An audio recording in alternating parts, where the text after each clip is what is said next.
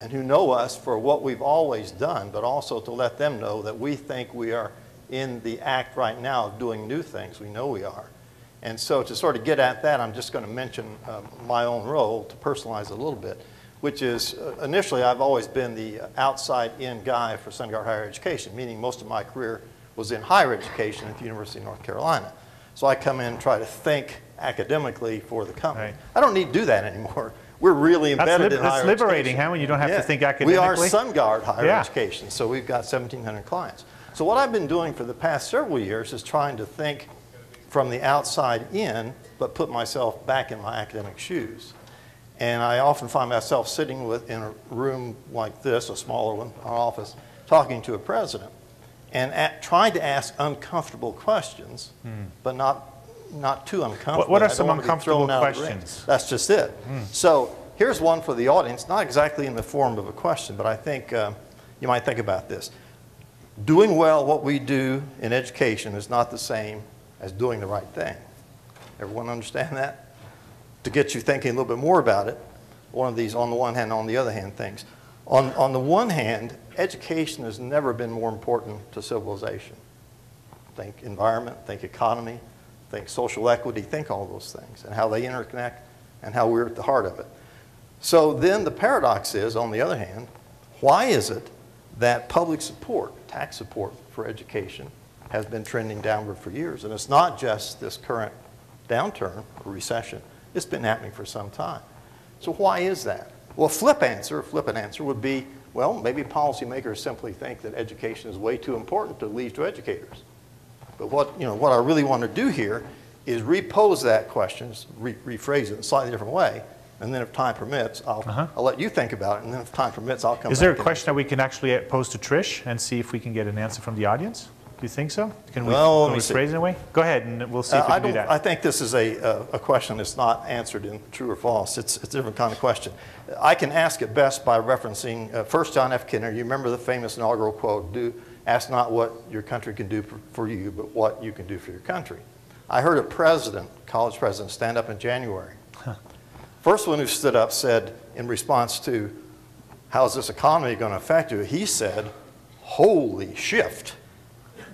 And that has an F in it, by the way, just to keep it safe. But then the next president who stood up said something different. She was a little more thoughtful, and she turned to her colleagues and said, perhaps it's time we started envisioning our institutions being not best in the world, but best for the world. So the question is, which I'm prepared to come back and answer, but I'd like you to think about it. What would it mean to be best? What would it mean for education to be best for the world? Yeah, that's a great question. Eric, what are some of your thoughts of what we just heard here?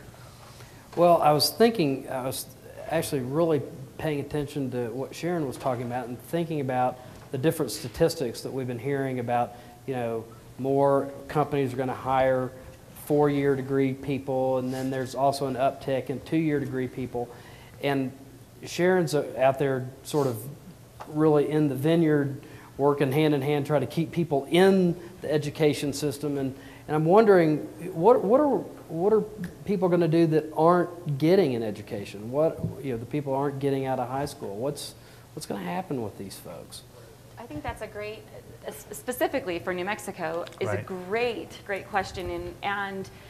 So two answers, I think, is what comes to mind. Is one is that is something that's being addressed in the discussions of this tool, because we all know, defining college, it can be defined in multiple different ways, and our definition of college, specifically CSN's definition of college, is really truly any education above 12th grade. So, I think that while we're developing this, and I shouldn't even say I think, it's already being done, but while it's being developed there's that acknowledgement to that. There's an acknowledgement that says, here's a reward for getting just a certificate, or here's a reward, and this is how you can get there, or you could actually get, guess what, you can actually get that while you're in high school. So if you don't know what you're going to do, or you don't have the resources maybe to get to where it is you want to go, but you happen to know through the activities that are roped around some of within this portal, and now I'm kind of jumping into areas that are not really mine to own, but some of the policy stuff. I mean, New Mexico has some great policy tools like the Next Steps Plan, like the 11th grade assessment, that are helping our students to better understand kind of what choices they might even be able to make. And this tool is going to be the hopes of having us be able to have every citizen have this kind of lifelong portal, or it is a portal, but a lifelong portfolio that allows them to kind of go back to it. So if the resources weren't there for them, if for some reason we didn't have our butterfly out large enough for them, that this tool will still be there for them, and that those resources can become more available. You know, you listen to the panel up here, and one of the things that everyone was talking about is how do we get awareness out for what we're doing? And, you know, I'm saying right now, carve your path. I mean, you go on to carve your path, and you can promote whatever you really want. And so for New Mexico, and you know, it is that it's all of us kind of working together and making sure that actually those resources and those pieces are addressed. In other words, if a student knows that they just need to, or they want to, you know, just go this far, that's okay and they can. Right, and sometimes we have this notion that they have to go all the way, whatever that all the way means, right? And it's unique to them. I'm thinking even with my daughter, you know, she does animal sciences, and there's a lot of cool things. She doesn't have to become a vet and go like 6 years after, you know, post-grad. Right. She has a lot of things, a lot of options along the way, right? My last question, kind of to close it out. Peter, I know Currichy is potentially now pretty soon Oracle potentially sponsored, so to speak, right? Because Sun was one of your... Sun was the original, we were originally incubated inside Sun, but we're now an independent nonprofit. That's great. And so standing on your own 2 feet, right? We stand on Good, because I was going to say you're going to be now pretty soon Oracle owned, so to speak. I'm just kidding. But anyway, so really appreciate all of the insights you have given us today. I'd like to thank you for being part of the show.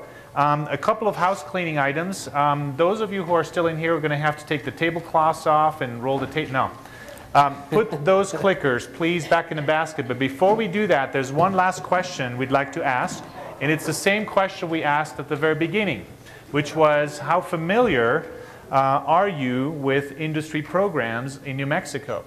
And I don't remember if it was phrased exactly that way, but if Trish, you can find that question, I'll give you a couple of seconds. Or maybe we can retype it. Hello. Okay.